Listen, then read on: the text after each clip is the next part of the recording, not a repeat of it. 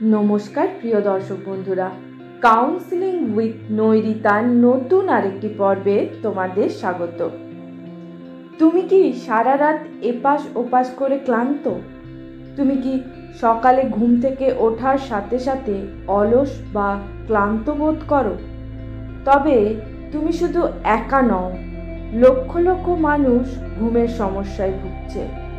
ভয় পেও না, আজ আমরা এই সমস্যার কিছু সমাধান নিয়ে আলোচনা করব এই ভিডিওর মাধ্যমে। কিন্তু তার আগে তোমরা যদি এই চ্যানেলে নতুন হয়ে থাকো তাহলে অবশ্যই চ্যানেলটিকে সাবস্ক্রাইব করো এবং ভিডিওটি ভালো লাগলে লাইক করো।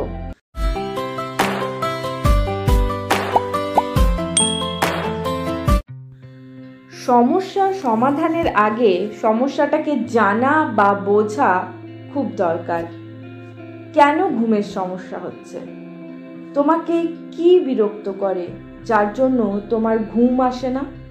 কোনো রকম শারীরিক কষ্ট বা কোনো চিন্তা, অথবা এমনি কি জন্য ঘুম আসে না সেটা আইডেন্টিফাই করা খুবই গুরুত্বপূর্ণ। যদি তোমার মনে হয় যে তোমার ঘুম রিলেটেড কোনো অসুখ রয়েছে বা সব কিছু করার পরও ঘুম আসে না, তাহলে অবশ্যই একজন প্রফেশনাল হেল্প নিও।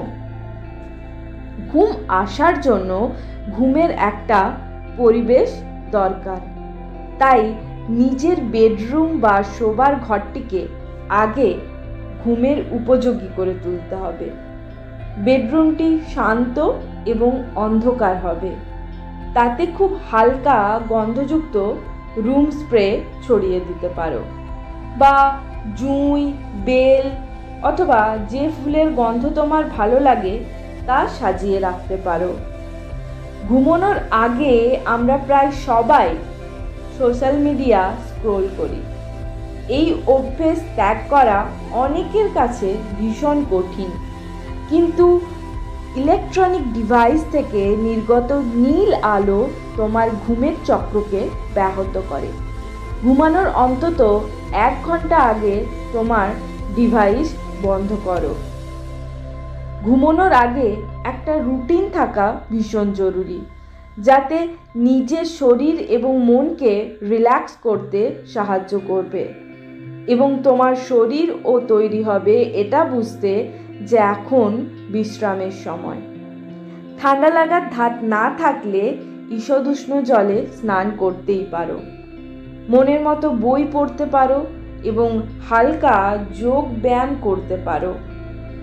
ভালো ঘুমের জন্য ঠিকঠাক খাবার খাওয়া দরকার এবং কিছু খাবার এড়িয়ে যাওয়াও কিন্তু উচিত। ক্যাফিন এবং নিকোটিন এড়িয়ে চলা উচিত, বিশেষ করে সন্ধেবেলায় বা ঘুমানোর ঠিক আগে।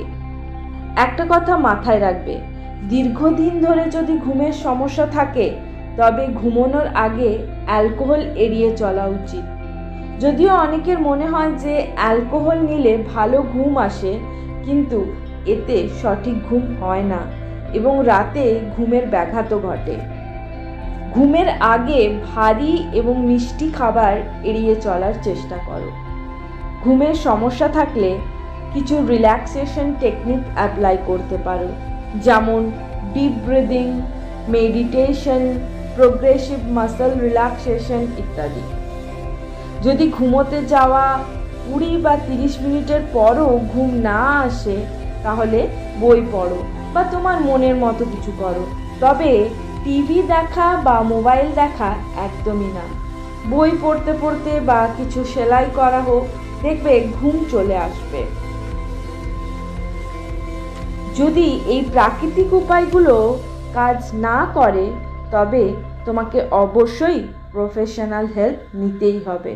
ডাক্তারের সাথে পরামর্শ করো। আজকের ভিডিওটি এই পর্যন্তই। দেখা হবে পরের পর্বে।